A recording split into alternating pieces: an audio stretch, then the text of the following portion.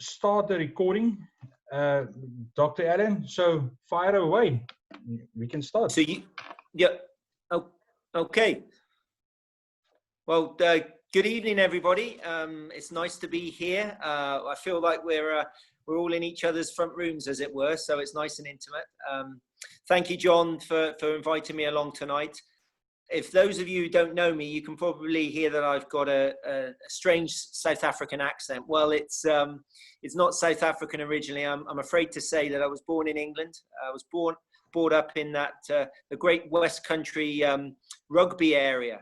You've heard of Bath and Bristol and Gloucester, of course, and Exeter Chiefs at the moment. So that's where I was brought up. But I came to South Africa in the mid-1990s originally and ended up going to Stellenbosch University. So that's where I got this passion for rugby, and I understood the country's passion for rugby, and I've gone on to write articles and do things with sports history. So when you invited me along tonight, John, I was delighted to accept, because for me, grassroots rugby, not that you guys are grassroots, you play at a decent standard, but certainly what you do in terms of coaching is the most important thing about sport for me. So what we're doing at the moment in these strange times of COVID-19 and, of course, lockdown is getting together and sharing knowledge, sharing information, and sharing some good news for a change. So it's fantastic to be here, and I look forward to discussing things with you. Now, before we go any further, John, you've got news of this fundraiser. Do you just want to explain what that's all about between the two big clubs, of course, in the area, and what our connection is with the Players Fund, of course? Thank you, Dr. Allen, and thank you for being available and giving your time tonight for this great. It's actually for our club, it's a historical moment. It's the first time we are doing a Zoom meeting of this kind. But to give you a little bit background, it's this fundraiser journey started in 2017, where our management had a sit down and we decided, we've got a social responsibility, not just to our spectators and players, but we got a little bit of a bigger social responsibility. So we had a sit down and we started to think, what can we do? So in 2017, we started with doing a fundraiser for cancer by selling rugby jerseys. So everybody that buys a rugby jersey, it's his property. But what happens is our first thing play in that jersey. Afterwards, it will be washed, and then we have a function where we give it back to the people that committed to our clubs.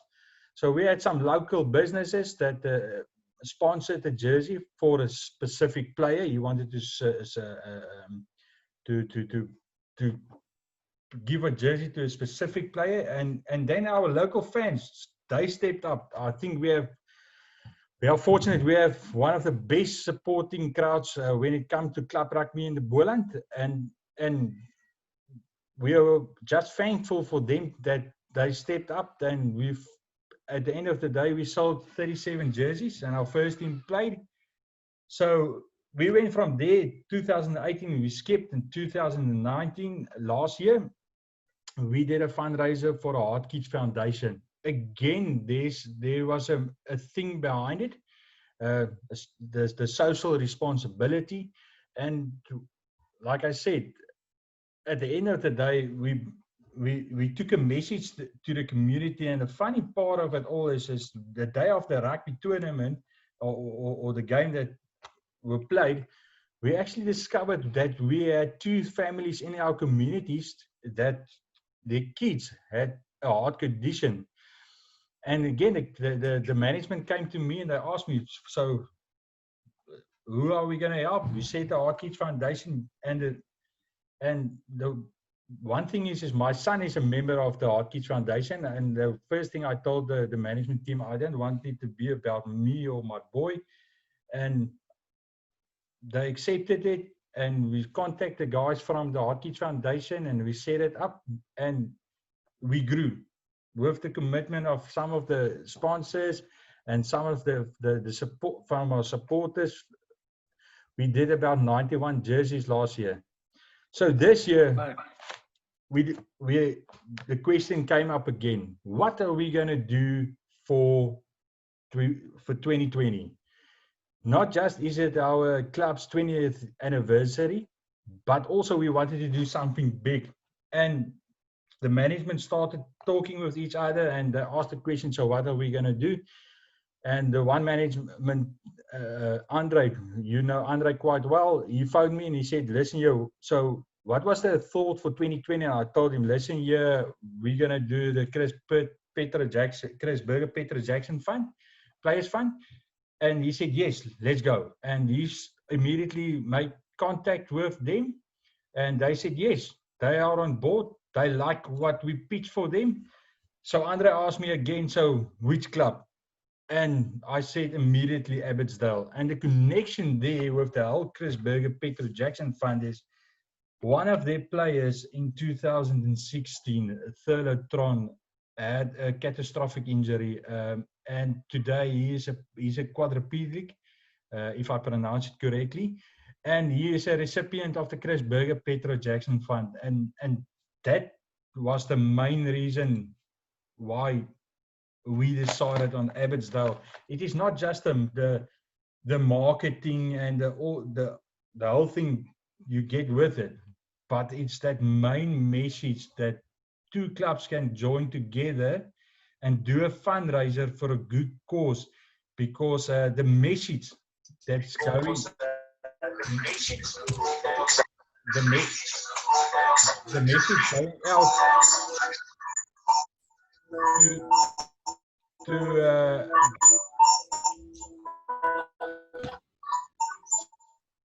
the message going out towards the club members is that the Chris Burger Petro Jackson Fund is only there just for professional players. And that's not the truth. The Chris Burger Petro Jackson Fund looks after club and school players when they had a catastrophic injury. Yeah. No, it's fantastic what you're doing, John. And first of all, can I just say, the fact that your clubs and Abottsdale, I mean, I've been living in South Africa long enough to know that the rugby club really is at the heart of every community, and many of these, certainly rural areas, places like Boland, of course. And I appreciate that you're driving things like this. And you told me before we came on live about Thurlow and what happened. And of course, it's those kind of stories that have inspired me to get involved with the fund as well. I don't know if you know the background to what we've been doing, but just before lockdown, I approached the fund myself. I wanted to do something practical. I'm not only a historian and an author, I'm a public speaker as well. And I wanted to give them my talk about rugby history, which I've just written. I'm writing a book about rugby at the moment. But of course, the world changed. All of a sudden, we found ourselves in lockdown. So I'm actually based here in Wilderness, along the garden route. I'm sitting here with a laptop and a cell phone. But I contacted the ladies at the Players Fund and I said, listen, how can we reach people during this time? There's no rugby, there's no live sport. And we know that these players are obviously sitting at home twiddling their thumbs as well. And we want to keep the thing active. So what we decided to do was develop an interview series. And I know that you've enjoyed a few of those interviews. So every Thursday evening at 7:30, I found myself interviewing some of the absolute legends of South African rugby, all in aid of the Chris Burger Petro Jackson Fund. And the point is, as rugby people, and I think rugby's better than any other sport in terms of coming together, in terms of a community, they were more than keen to do this. They give of their time of a Thursday evening, and because of the fund, because of what it does, it's a rugby cause for rugby people, as you said. So to be able to do this now with two great clubs from the Boland region, and to be able to highlight what Thurlow's story is all about. I mean, I don't know if you saw last week, we had John Smith on, and we also had Lifa Halongwe, and now he is also a recipient of the fund, and bringing his story to the screen was quite magnificent, because people could actually see that the fund is not just about obviously the medical support and perhaps the financial support. It's also the emotional support they give to these players, which is incredible, and it changes people's lives. So I think what you do in terms of, hopefully we'll get back on the rugby pitch and be able to have a charity match, but also selling of the shirts, And not only that, John, what we're doing tonight, which is raising awareness of that. Now, I know we've got people watching tonight. We're going to share this video. I must apologize, first of all. My Afrikaans is not good enough to be able to do an interview in Afrikaans. So I know people are probably thinking, why have we got this Englishman on tonight? Give me a few Windhoeks and I can speak Afrikaans quite well in my own mind, that is, anyway. But no, joking aside, it's a pleasure to be here, and I know you've been and the club have been a strong supporter of the fund and what we've been doing in terms of the interviews, and we'll talk a little bit about what's going to happen with me and a big interview we've got tomorrow night. And I hope everybody in the room watching this will join us, because the good news is it's absolutely free. So everybody likes something that's free. So that's something I'm going to tell you about in a minute. But I just want to talk a little bit about you, John, actually, before we go any further, because the first two people that I interviewed, well, none other than Jean de Villiers. Now, Jean is the current chairman of the Chris Berger Petro Jackson Fund. And then, of course, Skalk Berger was the next week. Now, I didn't realize, you just told me now, that you went to school with both of those gentlemen. You were in the year between them, apparently. Yeah, so John was in matric in 1999. I was matric in 2000, and Skalk was in matric in 2001. So I'm the middle one in between them. And what were they like at school? Could you see that they were I don't know, better than anyone else, or did they have a determination that perhaps took them to the top? Well, Dr. Allen, there's one thing from both of them. Skalk was a bit lazy when it came to the practice, but listen here, when he walked onto the pitch, it was like a light switch. You just switch on, and then he goes into battle mode, and then he puts everything on the line. And the one thing I can remember from John is I hated to play against him touch rugby, because what he can do on a touch rugby field was unbelievable. And he's a great captain. He was a great captain for the Springboks. And I can relate to all the injuries he had, because I had suffered 2 back injuries myself. And I know what that mental space you need to be to get through that injuries. And No, it's that's one of the things we've been talking about, of course, with Skalk Berger, of course, being the comedian that he is. He said, well, if you speak to me and John, we could speak for 6 hours just about our injury. But joking aside, they understand, certainly like Jean. I mean, I didn't realize within 5 minutes of his Springbok debut, he'd been injured and was taken off. The mental side of receiving injuries, whether it keeps you out for a game, whether it keeps you out for half a season, or more tragically, whether it can change your life. Because rugby, we love the game, but it's a tough game. Probably there's more chance of a serious injury in rugby, arguably, than any other sport. And we don't have the protection of the American footballers or what they wear in ice hockey, these big sort of contact sports. So it's actually incredible that there aren't more injuries. But when these injuries do occur, it's important that as coaches, as administrators, that the clubs are there to support the players as well. But not only that, they can go to someone like the Chris Berger Petro Jackson Fund and actually realize that there is a charity there that is designed to actually support these players. And as I said, it's a rugby cause for rugby people. So I think you've picked a wonderful recipient of your fundraising efforts this year. So thank you so much for that. Hopefully we'll get back on the pitch very soon. Now, I understand that we've got Janelle in the room as well, and Janelle perhaps can tell us more about the current status of rugby and the threat of injuries. Are you there, Janelle?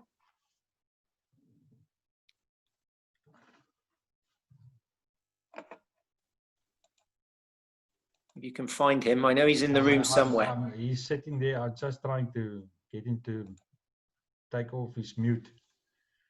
Janelle, can you hear us? Yes, John. There he is. Good evening, Janelle. How are you? I'm good, Doctor. Yourself? Oh yeah, nice to see you, my friend. I bet are you missing being out on that pitch? Yeah, we're missing it a lot. I think in the beginning of March were my last match. I also got injured that particular match. That's the time when I realized that there's a lot of guys that doesn't have medical aids in our club, or they're not that privileged to be sorted out with the best medical care. And yeah, after that, I recovered full. Now we're still waiting to get back on the pitch. How I was going to say, how are you keeping fit? Have you got some kind of training program that you follow? We used to have challenge each other. The guys, the head coach will always send some fitness tests or stuff to do whilst at home. But other guys are working on their own. Some of the guys had recordings of 5Ks that they left under 9 minutes. So we try to keep busy. Oh, that's good. Well, we're all in the same boat at the moment. I mean, another sport that I'm sure people follow is the Premier League or the football, and they're starting tonight. But can you imagine being at home as a professional athlete and having to have the self-discipline, for example, to keep yourself fit, that when you're ready to perform again, you've got to step up to the mark. And I think it would be quite interesting when we do get back, to playing rugby in the Boerland League. It will be those teams that have actually, kept themselves, or as individuals, they've kept themselves fit, that will actually probably do very well. So it'll be quite a level playing field, I should imagine.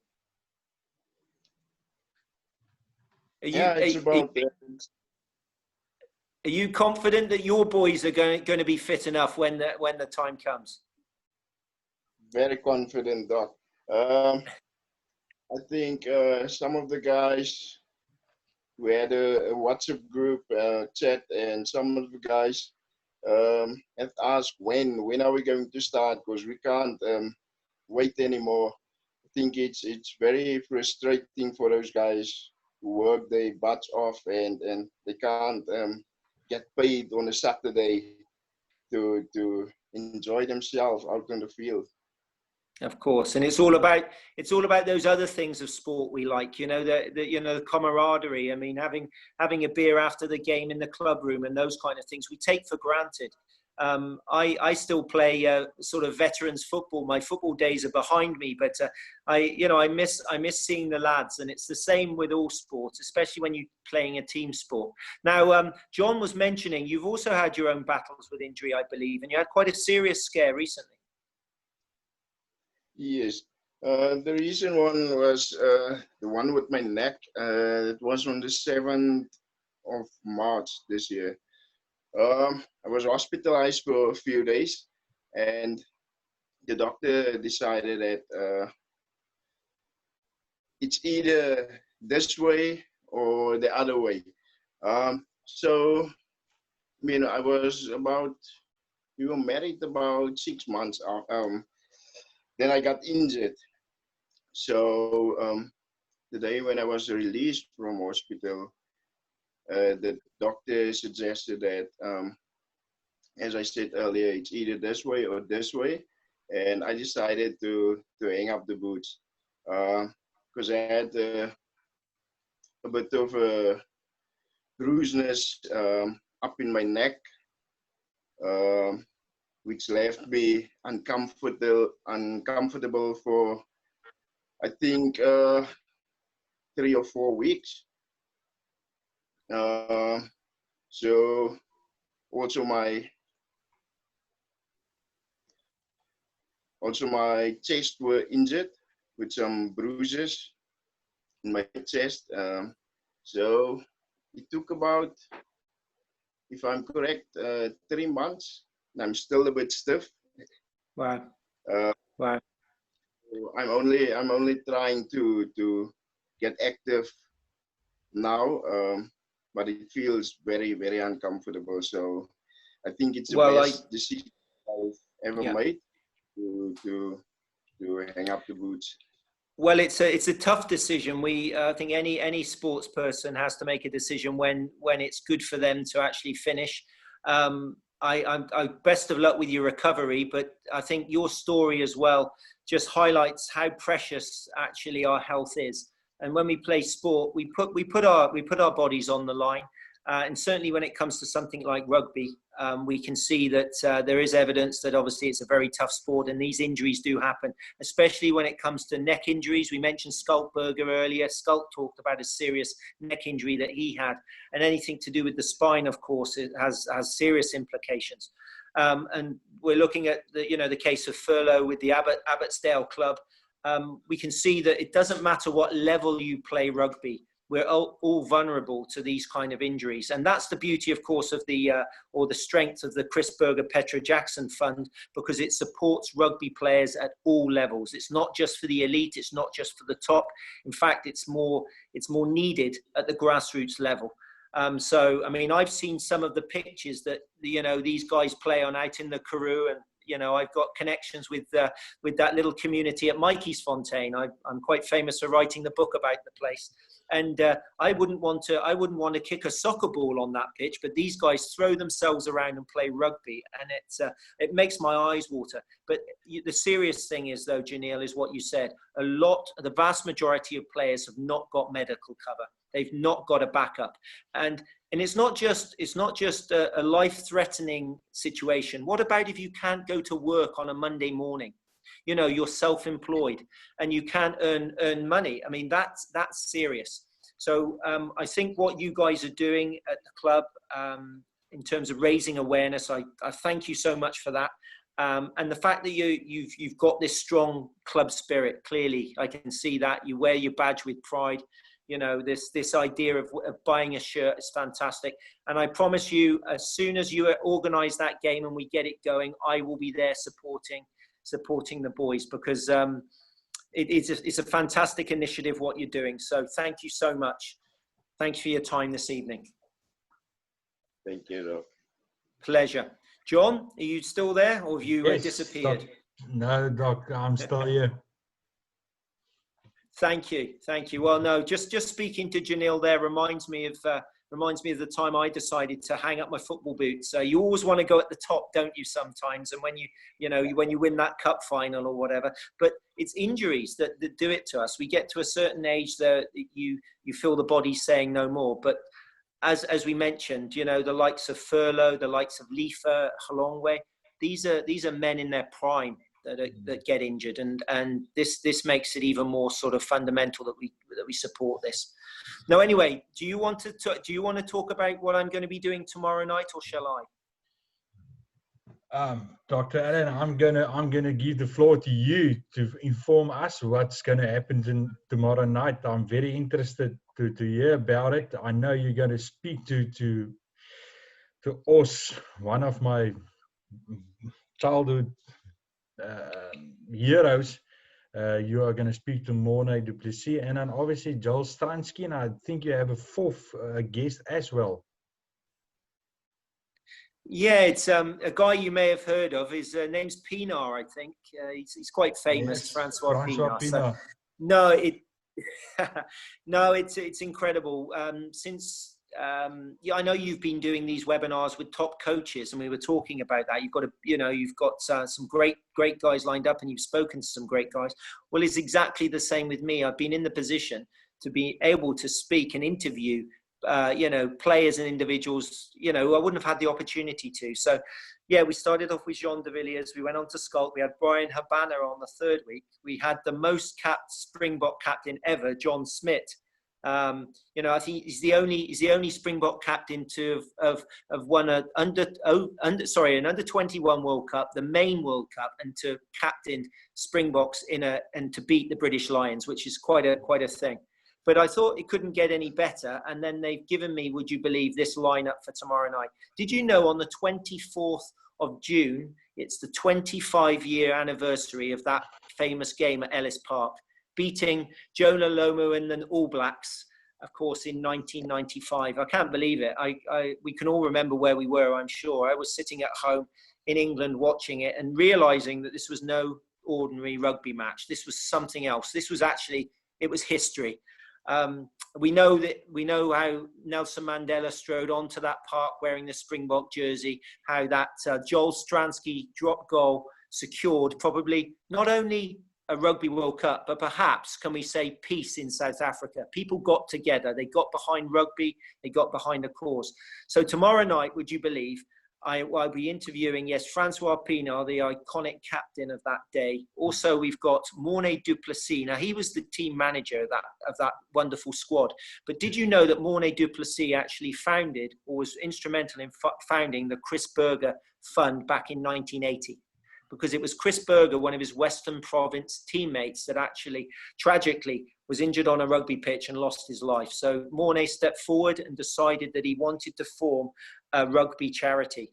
And in fact, I've got a quote, if I may, before I go any further. And Morné said at the time, he said, "It is my belief that if we are supporting rugby, we need to support those whose lives are changed through the game too."